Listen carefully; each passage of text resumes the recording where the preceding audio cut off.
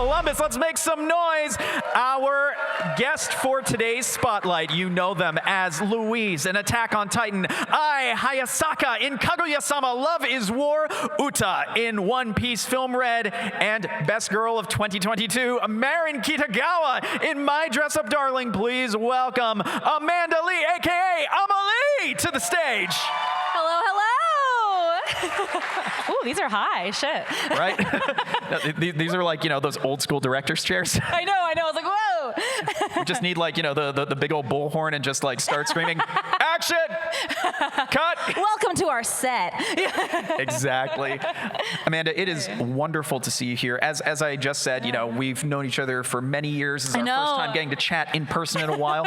And it has been amazing just watching you over the years evolve, not just as a performer of music, not just as a content creator, but also as a voice actor. You have really come into your own. You have achieved so many great accolades, and I'm really looking forward to not just talking about some of those before we open up to a general Q&A, but just your whole history in general. Hell yeah, thank you so much. And yeah, the nostalgia is real. It's so good to see you after all these years. It's crazy. Absolutely. So we're going to take a trip down memory lane because I mentioned that you have been a content creator for most of your professional career. So I'd like to go back, much like I did with Alejandro on this very stage yesterday, to talk about basically your early YouTube creation days. If you'd be so kind, tell us a little bit about what brought you to the YouTube platform and what inspired you to use that to hone your craft. So early YouTube days, I was 13, 14. I was just a weeb on the internet. There weren't a lot of dubbed anime songs. There were a few, but not enough. And I was like, damn, what would these songs sound like if they were in English? And so a friend of mine and I created Lee and Lee. She was Amalee, I was Amalee, and we just started making pretty much just covers. And we didn't think anyone would listen, and then people did. And I was like, oh my God, wait, I think I can quit my job and do this full time. And it's been a wild ride ever since, but I love what I do, and I'm so happy to be here. Thank you for having me. No, of course. And it's funny that you mentioned the covers like right off the bat, because one of the things I did want to get into, having actually helped you with one of your covers once upon a time. Gurno Yumiya. Yep. By the way, it's so weird that like Attack on Titan basically turns 10 this year. It's like the anime started airing in 2013 and is basically wrapping up 10 years later. I'm like, oh my God, I feel where did old the as time hell. go? Oh my God.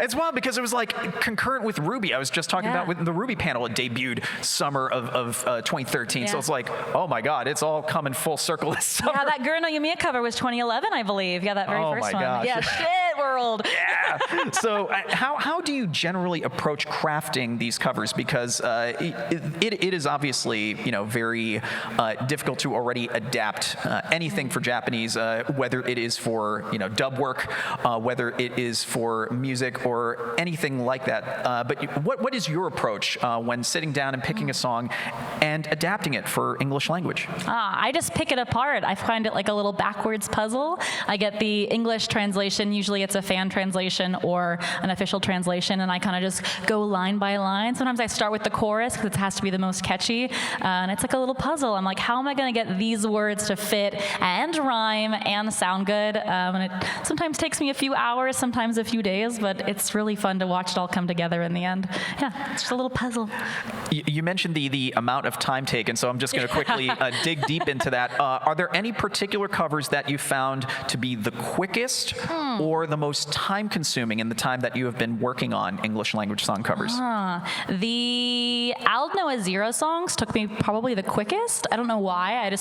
I really knew those songs really well, so I could kind of adapt them without even listening to the original. Yeah, no, Aldnoah Zero, like that show had such a banger of an OST. Yeah, it's so good. Like it is Every ridiculous. song's a knockout. Yeah, I'm so glad you like it too. Hardest song has to be the Lucky Star opening. Ooh. 2. Really? Yeah, it's a whole song about the length allowed of a Japanese schoolgirl skirt. That's what the whole entire song's about. Yeah, it's crazy. So I was like, this is a 4-minute song. What do I do?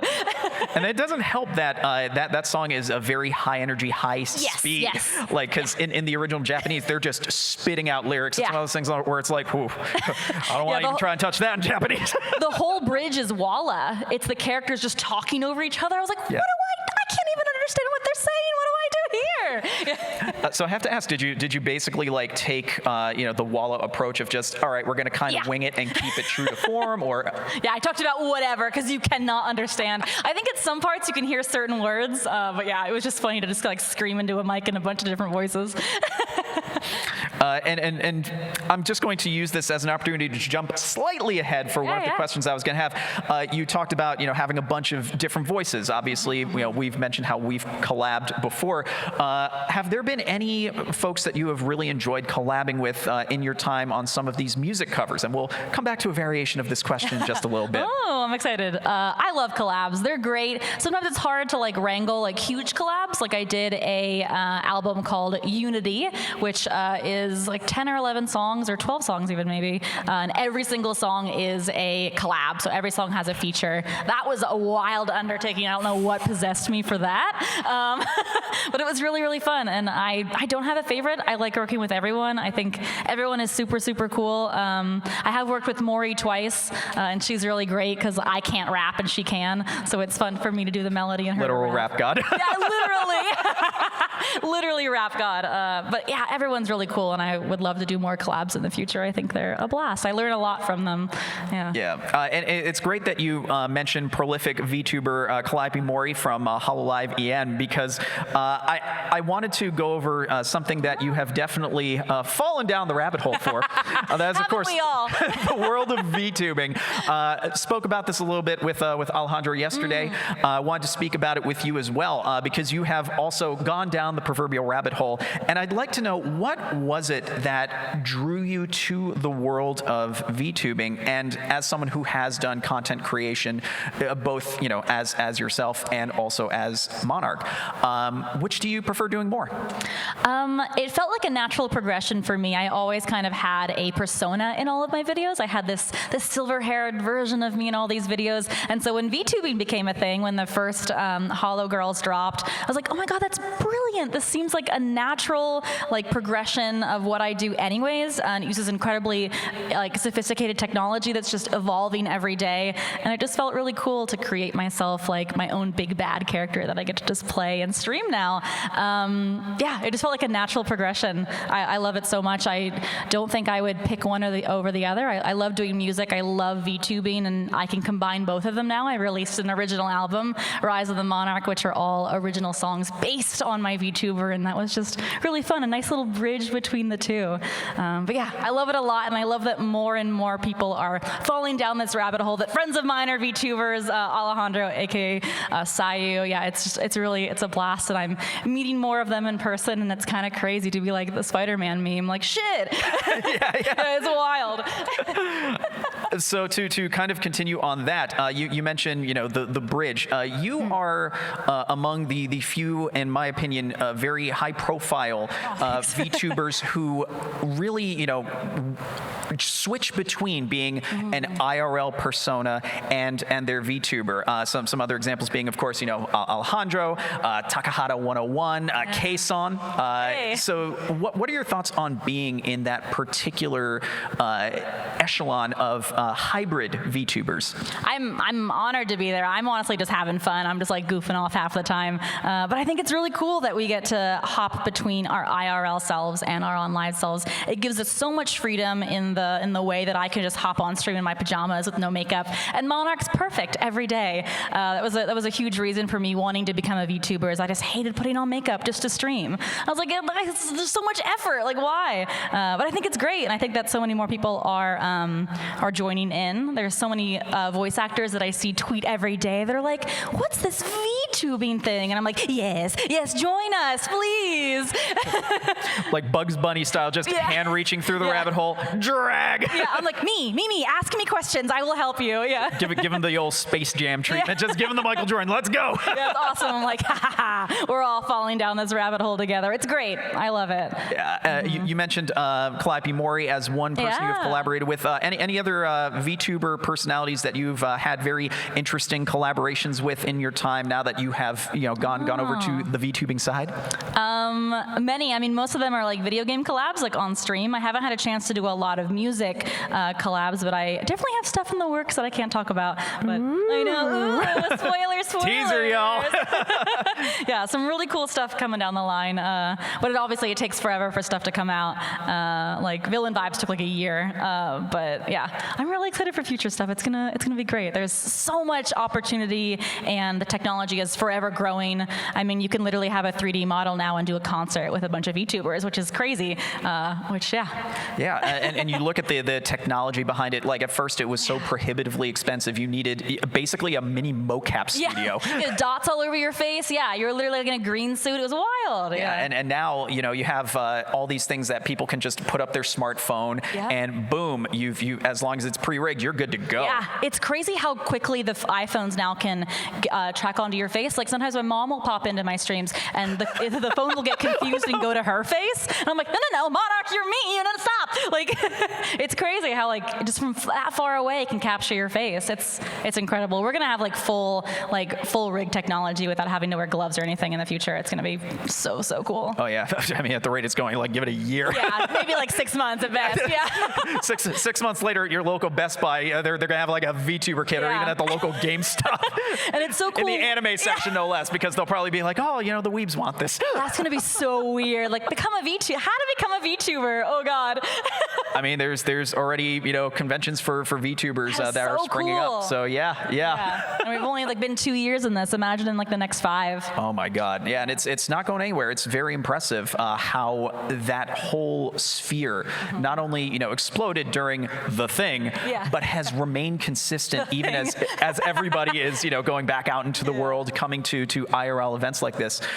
So it's wonderful to see that VTubing is going to be an important part of certainly streaming culture, and even more this wonderful convention culture that we have. Yeah, and we're gonna see like companies have VTubers. Like I always say, like imagine like the Wendy's girl as a VTuber. Like imagine going to a stream. I think she even has a TikTok now. Yeah, where they've hired someone. We have seen a couple of corporate VTubers, like Netflix had their mascot. I think Frosted Flakes and Kellogg's dipped in with the Tony the Tiger that one time. Oh man, see that the possibilities are endless. So that's why it's so cool. Like working with like a whole team is you can be like, can we do this? And they'll be like, I think we can. Let me test some stuff. It's crazy. Absolutely. So we are going to jump into some general Q&A for you all. So we have a microphone right over there if you'd be so kind as to line up. Hell yeah. Give us some good cues. I maybe have some A's. Oh, we have some very good cosplay that I think is relevant to your interest going up to the mic. I know. There's been some amazing cosplayers. It's truly my favorite thing about coming to cons. I get to see like really cool things and cool outfits. And sidebar, seriously, it felt so appropriate hearing that you got cast as Uta. Thank you. Like I had seen the basically the prologue episodes of One Piece when I was staying with some friends before the film came out. I'm like, oh. And it's like, oh, right. And Amanda's going to be voicing her. Oh, this is too perfect. Yeah, I cried. This is too perfect. I was so happy. I was like, I loved her songs. I loved Ato's songs. So it was a joy, a dream come true, truly. Fantastic. All righty, we're going to begin with our first question. Let's take it away. Hello. Hello. My question to you is, would you ever consider doing covers that are non-anime, like the ones that you've done with like Nate Wants to Battle, like pop rock, kind of like yeah. I mean, totally. I've definitely done a few. Most of them have been collabs, like with Nate. I do definitely have a niche audience in anime, but I could definitely do some songs that kind of correlate, like "Fly Me to the Moon" or something. It's Evangelion, but it's also like a normal reference song. So yeah, maybe in the future it'd be kind of cool. That would be pretty dope. Yeah. Yeah. Hey. Hey. So my question was, you're a VTuber, you're a singer, and voice actor. Which of those would you consider to be the most challenging, just, from a professional perspective, I guess? Most challenging. I think they all have their different challenges, which is actually why I think I'm able to do all three, because when I get kind of stumped with one, I'm like, well, time to record a song, or, time to go to a session. Voice acting definitely has its hurdle of breaking into the industry. You kind of have to build a demo and get known and do small walla groups and kind of build up to get auditions and larger characters. Singing, you have to have a full team, instrumentalists and lyrics and mixing and art and video. So there's definitely a challenge there. VTubing's challenge, I think, is monetary, honestly. The models are so expensive, and the stream backgrounds. Have you tried? Oh yeah, I spent like $160 on one. Oh yep, it just racks up, man. Yeah, especially getting good rigging, because oh my God, rigging is tough. Yeah, it's crazy, and you want to make sure you have a team to do future stuff too. Yeah. Thank you. All their different challenges. Good question. Hey again. Hello. Hi. I was gonna ask, how do you get into voice acting? How do I get into voice acting? How do you get into voice How do you? The story is different for everybody. There's not like a one way to get into voice acting. That everyone's kind of done different stuff. I have friends that were doing theater play, and a director happened to be in the audience and called them up. I have friends that did like cold call auditions, where they got on a list of auditions. They went in as just a cold read audition. They got cast that way. I got cast I moved to Dallas. I was doing stuff online, indie video games and stuff, and I had friends that had worked at Funimation, which is now Crunchyroll. I started doing Walla, and I slowly got pulled in for larger and larger roles. Otohime, Queen Otohime from One Piece, actually was one of my bigger roles, so it was wild to then voice Uta on the big screen. But yeah, I've been doing voice acting since 2007, and my first role was 2011, so it's been year after year of just auditioning. I'd audition every single day for stuff, so it's just kind of spaghetti at the wall for a while until it works out for you. But you guys have it so lucky starting out. There's so much stuff online. There's a website called iwannabea.voiceactor.com, which was put together by other actors, if you've heard of it. Highly recommend it. There's so much stuff online now because of the thing that happened the last couple of years. A lot of stuff has moved online. There's so many references for having a home booth, and there's so many things you can audition for online. Highly recommend looking into it. Yeah, what's actually nice is that actually I got recommended the iwannabea.voiceactor.com. Yeah. Yeah. Also, I saw VTubers cost a lot. Oh yeah. Yeah, they cost a lot. It's crazy. Yeah, it's wild if you would know what Monarch costs. It's wild. Hello. Hi. So, given the often adversarial relationship between the streaming services and indie VTubers, has there ever been a push to unionize, like the Screen Actors Guild or the writers? Unionize VTubers? Yeah. Interesting. Like the indies, to give them the same bargaining power that the big corporate VTubers have, because indies often get banned for things that corporate VTubers get away with. I have not heard anything, but I'd be kind of interested. I think you're right. Yeah, I think I'm in a kind of a special position because of possibly my size. I guess I can kind of, but yeah, definitely. I feel like there should be a VTuber union. That would be kind of crazy.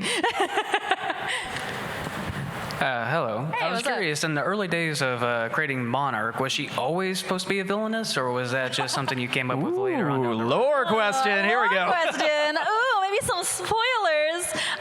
Monarch herself is always supposed to be a villain. Or if you guys have watched the new lore, I posted a new lore video a couple weeks ago with my new outfit, and it, spoiler alert, Monarch is not the real Monarch. She is pretending to be her sister, who was Monarch and passed away. So Monarch herself is playing a character who she thinks her sister is. Was her sister a villain? We don't really know. But Monarch's version of her sister is definitely taking a villain role, which I think is really cool. I'm a character within a character. Thank you. Yeah. Lore questions. Honestly, like before we get to the next question, I just want to say that has been one of the most fascinating things to Thank see you. across like the entire VTuber space, like how deep some people go into their lore, or how the surface level people decide to keep it because it's all about their gimmick. Yeah. So I really appreciate when people really take the time like you have to really build out the character and Yeah. go the extra mile to do these lore drops. So kudos to you for that. Yeah, and my lore is literally just making all my mistakes canon. Like, for a year, people were like, "Well, you don't really act like a villain on stream," and I was like, "You're right. How can I make this canon?" And so her playing a role, and whenever I go off character or I don't act like a villain, I don't act cool, is actually the real Monarch coming out. So yeah, I gotcha. Reverse Uno card. Dun dun dun. All right, next Hey, question. hey. So sorry. Oh no, all You're good. good. Our tangents. I love your shirt. Thank you. And great playthrough of Hades, by the way. Thank you. I love Hades. Excited for Hades 2. Hades with the ladies. But actually. But actually, yeah. As my question, when it comes to VTubers and the amazing community that people have been doing fan projects or just seeing people in events, or maybe just even a timeline, just something appearing, what has kind of been like a memorable thing that fans have done, maybe to you for projects or for others that you've seen like, wow, that is a really interesting thing, or that's a great thing for this kind of community? Oh man, I mean, VTubers are constantly raising the bar. For me personally, something that like really touched me was I saw a not in person, but someone cosplayed Monarch for a few conventions. And, yeah, friends were going to the con incognito. They were going IRL, and they were sending me photos of Monarch, and I was like, that is so cool. I think it's just really cool that VTubers have become more mainstream to the fact that we're being cosplayed at cons. I just think it's really awesome. Yeah, thank you. Hi. Hi. What is your favorite and least favorite cover, and why? My favorite and least favorite cover of mine? Oh no, it's like choosing children. We could even spin the question slightly. What was the easiest or most difficult for you, I guess, to perform, since we had already talked about the writing side? Yeah. Easiest to perform? Crossing Field, I think, is also one of my favorites as well. Okay, yeah, because I was going to say, vocally, that is, depending on how hard you go, that can be a little vocally demanding. It So I'm is a like, little up there. That's interesting. When I performed it live, I would take it down one key. Ooh, sorry. Just because like those belts are really high. Yep. But I've performed it so many times now that the lyrics are kind of just like second nature. That song's really cool. Hardest song would have to be either Backlight or Top Musica from One Piece Film Red. Those songs are impossible. I think Top Musica is actually easier, despite all the growls. Backlight is crazy. That rap in the middle, I almost had to slow the song down to sing it. It was crazy. Thank you. Hi. Hi. So you've met a lot of VTubers and a lot of other really popular people, and people like Selene and RPR and Ollie, they've mentioned in their own streams that they've tried to contain their excitement when they meet you for their first time. Really? Aw, I've never heard that. That's awesome. Do you have any funny stories where you met a VTuber or collab with someone and they just like freaked out and they just had a fanboy or fangirl moment? Oh, there have been a few. There's been a few VTubers that, because like I'll be guesting on their stream. They're like, oh, why don't you introduce yourself? And I'll be like, hi, I'm Amalee. I voice Uta in this, Hayasaka in this. And I can't remember who it was, but they were like, wait, you voice Hayasaka? And I was like, yeah. They're like, I didn't know that. Oh no. And it was really cute and humbling. I really like it. It's really, really cute. Hey, thank you. Hi. So, back to Monarch and you saying somebody cosplaying her. Would you ever cosplay your own character? Would you ever cosplay as Monarch? I mean, I make her outfits a little sexy. I don't know, man. So? I mean, maybe. I had it as a stretch goal for a stream, so maybe in the future I'll have it as another stretch goal. I'll be waiting. Cool. Her outfits are wild. Like maybe I'll make like a toned down. Like deliberately make like a more tame outfit and be like, hey everybody, good news. Guess what I'm finally gonna do? Did you literally debut this outfit just to? Yes, shut up. Yeah. Yes, I really want to give her a like equestrian outfit, like a really really sexy like high, like really like high tax bracket like equestrian outfit. You know what I'm talking about? Yeah, it's like we're going riding at the country club. Yes. Yeah, Oh, that champagne on the fields. Exactly. Oh, yeah, exactly. That would be very regal, shall we I'll say. give her a crop. It'll be fine. Okay, hello. Hi. My question is, there's a lot of people that obviously love the famous characters, but what are some of the more less famous roles that you like? Lesser known roles. Oh, good question. Oh man, that's a good one. I'm stumped there. There's a character I voice in. Oh, what is it? What is it called? I can't remember what it's called. It was one of the first roles I did that had a low register.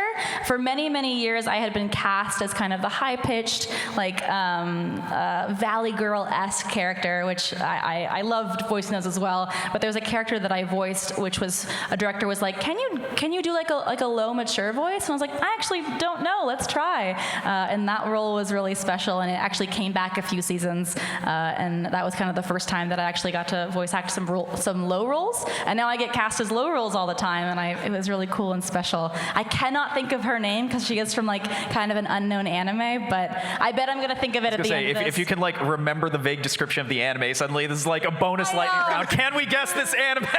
I'm gonna narrow it down and say it was like a harem anime, but that really just narrows it down, doesn't it? Yeah, it really doesn't. Oh, yeah. Was it an isekai? Let's do the flow chart. I think it was an isekai as well. So. All right, it wasn't isekai. It was a harem isekai. We're getting there. No, it's cool. 4 years ago, I'm narrowing it down here. But it is funny that basically just kind of flipped a switch for you professionally and allowed you to kind of branch off into this whole other path. So that's very cool. Really, really cool. Shout out to Mike McFarlane yeah. Awesome director. My second question was, what is your favorite line from one of those lesser known? Oh, I don't even remember the anime name. But my favorite line has to be from Maureen. She has two of my favorite lines. She says, "Mama went to the bank, boom," and then she has a line that's like, "These boob bags are out of this world," and they're such funny lines. I love them so much. There's a reason she is Best Girl 2022. Don't at me. A lot of the Maureen lines are actually ad-libs. Really? They let you do that? Yeah. So Dress Up Darling was a show that we recorded during COVID. So I recorded it at home. And so we would go and we would record the line. And then as the engineer is moving things around and stretching things and shortening things, I would then shout out "Wouldn't it be funny if we said this?" And the director would be like, "No, that's hysterical. Come back in again. We're going to do that." There's a line where they're getting food at a food truck. And she has a line that's like, "Oh, gotta get that in my mouth." And that was a line that I said out loud. The line originally was like, "Oh my God, that looks so delicious." And I was like, that's just not funny enough.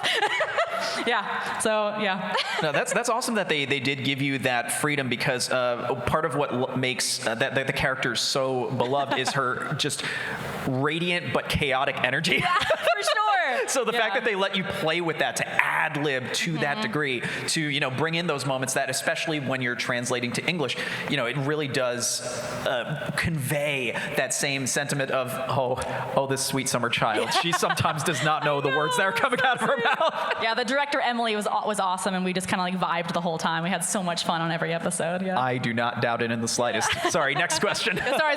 Yeah. Hi. So you talked about some of your favorite songs, but what is some of your favorite albums that you did? Oh, favorite albums. I'm a little biased. My original album, Rise of the Monarch, is my favorite. It's my baby. It took me a whole year to get it released, and they're my first original albums, and they're all about Monarch, and they were just really fun to create. I'm working on a prequel album for Rise of the Monarch, and it's just fun to dive back into it. But yeah, I love all my cover albums, of course. Sword Art Online. That kind of jump-started me into all of this, and is the reason I'm able to do what I do. But yeah, Rise of the Monarch is my baby. Hi. Oh, hi.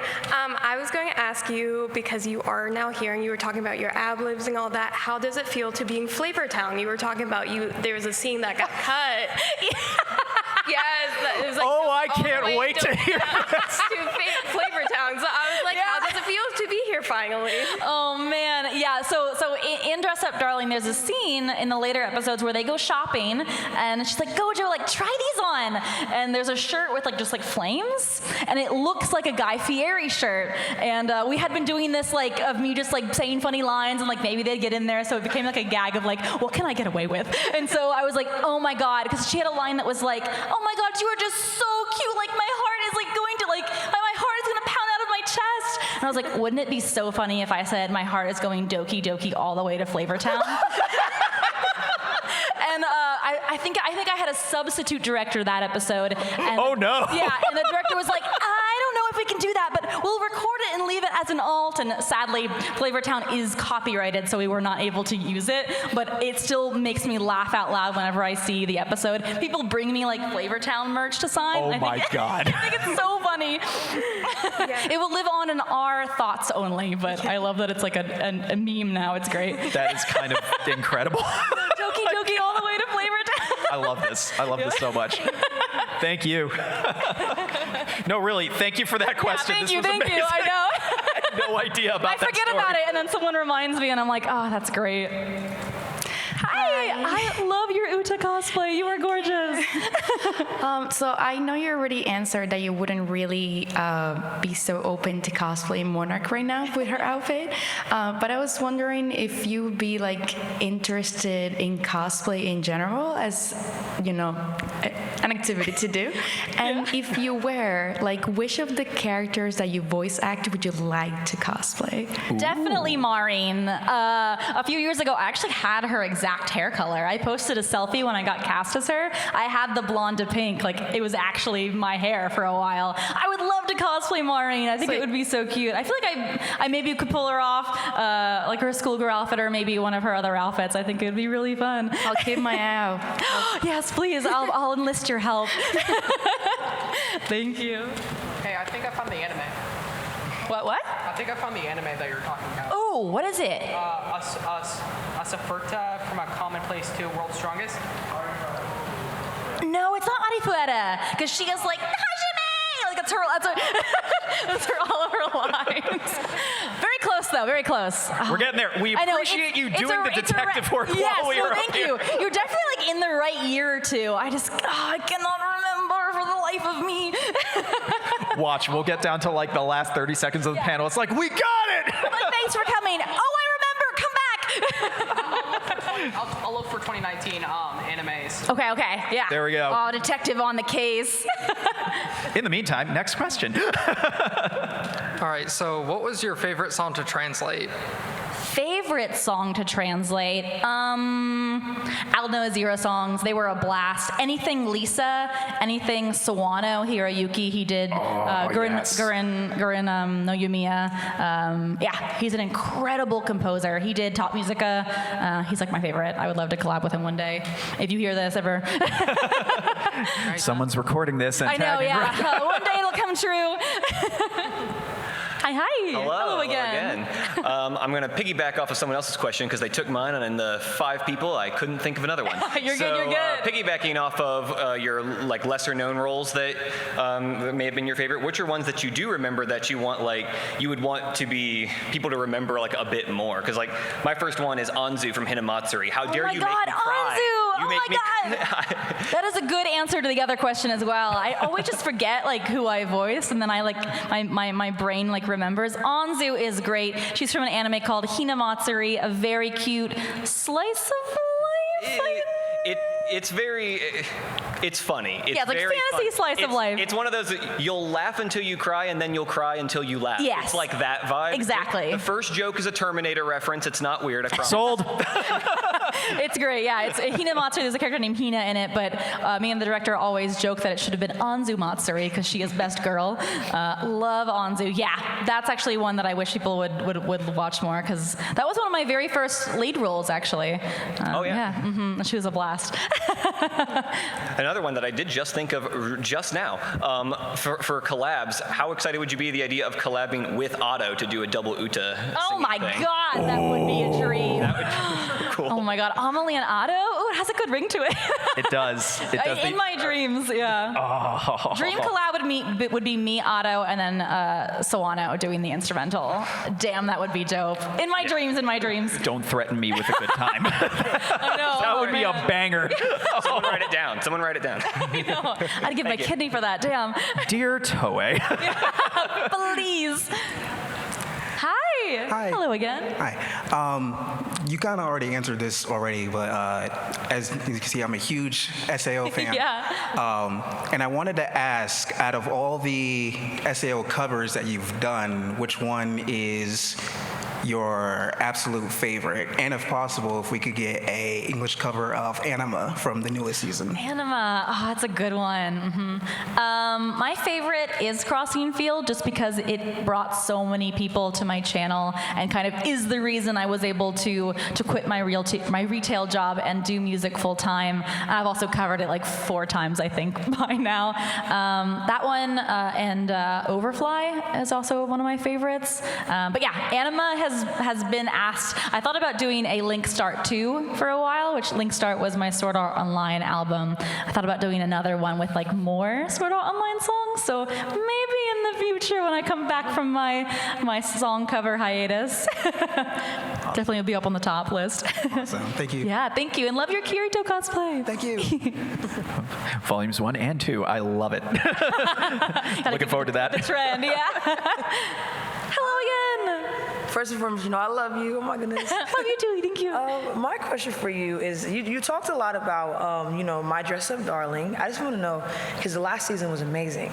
Can you give us like any like sneak peek or like even like maybe an idea of like the cosplays that are coming and everything? I have no idea. Honestly, you guys know stuff before the actors do.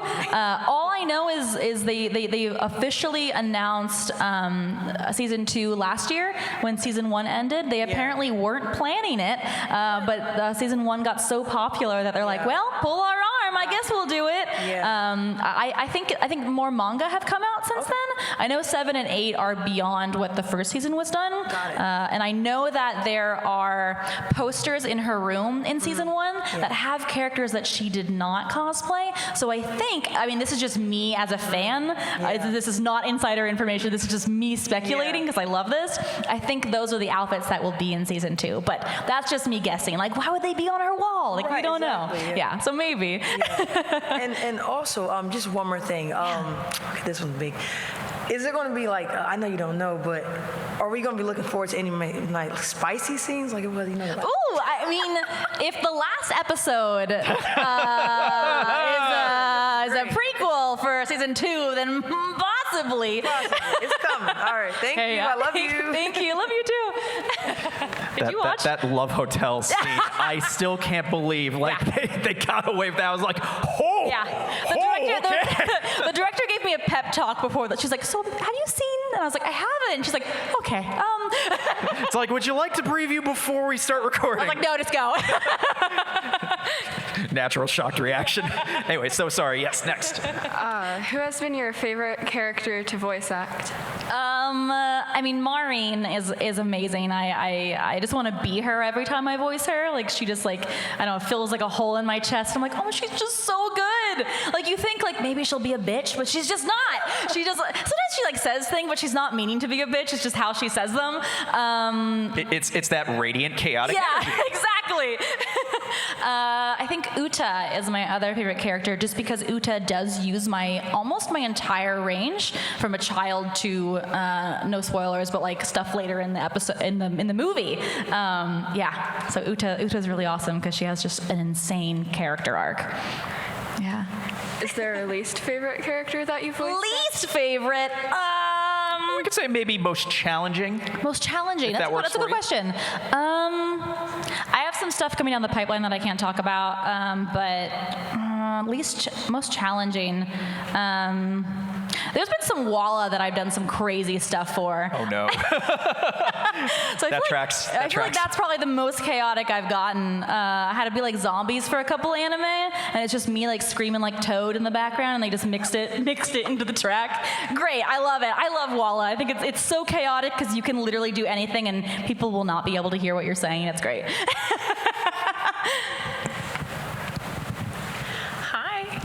Yay! So my question is kind of a two-parter. The first part is, how do you find the voice of the character?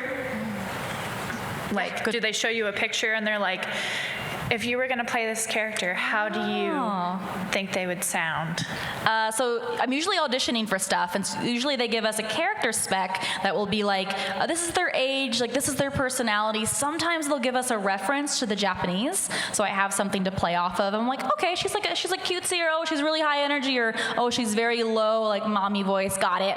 Other times I'll get pulled in for stuff where they don't want to show me the ref, and they'll be like, just start, and we'll find her voice together. And so I'll normally just say it in my regular voice, and they'll be like, can you go higher? Can you go lower? Can you add something to it? Can you be more like energetic or less enthused? And that's how we kind of will find the character together. And I love collaborating with the director on that, because they'll kind of help me find the character together, and it's really fun. Yeah, but for anime, they usually want you to sound like an English counterpart to the Japanese. Yeah, like Maureen. Just a cute little valley girl. And then the second part is, which character that you voiced is like, that's basically me. That's me as a character. I feel like Maureen. I feel like I'm noticing a trend here. I definitely felt myself becoming more like her as I voiced her, but yeah, I feel like I can effectively like improv Maureen pretty well. Maybe, I don't know. I mean, very clearly, given the content. Immaculate no notes. Yeah. No, I love her so much, and I definitely have noticed me getting cast as Valley Girls more often. Directors have told me that I make Valley Girl not annoying, which I think is a huge compliment. I love that. I'll take it. That can get super grinding. Yeah, for sure. So yeah, and I love her. She's great. Thank you. Thank you. Hi, I'm kind of switching over to your music. I'm really curious how your workflow works for both your translating songs and writing your own songs, and how you feel like your sound has kind of evolved through your career. Oh, good question. I mean, they're definitely different. Covers, I have a original to base off of, and so I can kind of just like copy what they do, but in English. Originals, I can do whatever I want. It's kind of crazy and wild. Like if I want no bridge, no bridge. If I want like two choruses. Like, it's almost scary how much you can do, and it's a little overwhelming, but I kind of do the same thing since I've been doing covers for so long, getting the original song and then writing lyrics to an existing song. I actually do music the same way. I'll have an instrumentalist, and I'm like, this is the vibe I want. Like, I want like a fat beat. I want it to sound like this singer as my inspiration. Make me a track, and they will, and then I'll write top line on top of the track. It's a little bit backwards. Normally singers will write the lyrics first, and then they'll do the song. I like having the song and then writing the lyrics. Interesting. Yeah. And one more quick question. Yeah. What would you say your inspirations are for your lyrical writing style? Just kind of artists in particular that you like. Artists in particular. I just like dart pop, like bad bitch anthems. Like, yeah. Monarch is the inspiration, which is weird because she's a character I've created, but I feel like she has a mind of her own. I feel like I cannot contain Monarch. Thank you. Yeah, thank you. All right, perfect. This will be our last question, then we will begin to start winding down, so go for it. All right, so I'd like to apologize in advance because I just found out about your Twitch on Friday from my buddies. Oh, you're good. So what is your most favorite game aside from Apex? Because I've seen you've played a lot of that. Ooh. No, I don't play Apex that often. I can stop whenever I want. I'm sure. I'm so sure. Yeah, I like play it like once or twice a week, like at most, maybe. I love Hades. Hades is great. I think it's like my favorite game. Have you played? I did play a bit of the original, courtesy of the Xbox Game Pass. # not sponsored, but no, amazing. seriously, like thank God they put that on Game Pass, because I was like, I need to play this game. It is so good. Oh, it's so good. I freaked out when Hades 2 got announced, so I'm definitely gonna stream that. The first Zelda, Breath of the Wild. It was my first Zelda. I don't know why I just call it the first Zelda. I'm playing the new one now. It's so good. That's gonna be a lot of my streams. Persona 5 is really awesome. I definitely was not into a ton of video games because I was just working so much. But now that streaming is kind of my job, I kind of get to play video games for a living. So I'm definitely catching up on the years that I was not able to play games. So it's been really fun. All right, one more. Yeah. Do you still tap fire in Apex? Do I what? Tap fire? I mean, for certain guns, like I've learned I'm learning. Like the G7. Listen, it made me really strong in Valorant, so it was like my training arc. Oh, Valorant's your favorite. No. So in Apex, I can't wait to hear this. So for like 6 months, I played Apex, and I thought that you had to click the mouse to fire the guns, because a lot of guns are tap to click. I didn't realize you could hold down the mouse and it would like shoot the entire magazine. I learned that one day, and it was very embarrassing. But it made me very strong in Valorant, because Valorant is tap to click. So reverse training arc. And it's also good for ammo management. Exactly, so you're getting ahead of the curve. So good on you. Good FPS skills. Yeah, exactly. I'm the economy. Right, thank you. All right. So as we start to wrap this up, I have to know: is there anything we can look forward to in the pipeline that you are allowed to talk about? Yeah, very fair. As is tradition. Not any voice acting stuff. Definitely some music coming down the pipeline. I'm working on some originals right now that I hope to maybe release as singles, if not an album. I kind of want to cover Oshi no Ko opening. Idol. I know. I told myself I wasn't gonna do it because it looks like a bitch to adapt, but it's like in my head now. I'm like humming it all the time, and that's and hear me out. Oshi no Ko. I know. It's so good, and it reminds me of Backlight from because it has like the rap sections. And, yeah. Yasobi is an incredible singer, so maybe you'll see that if I eventually cave. But I'm excited. Rock and roll. Well, once again, let's give a round of applause to Amalee for coming out here and chatting with us. Hey, thank you so much.